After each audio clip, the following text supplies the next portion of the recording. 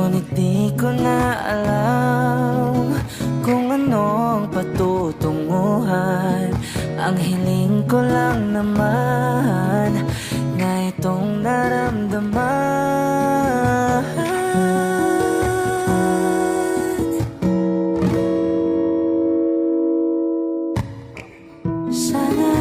Sana naman ay mapagbigyan na at mapakinggan ang tibok ng puso kong sa'yo lang naramdaman na tunay na kaligayahan. Sana naman mapagbigyan ang tibok ng puso.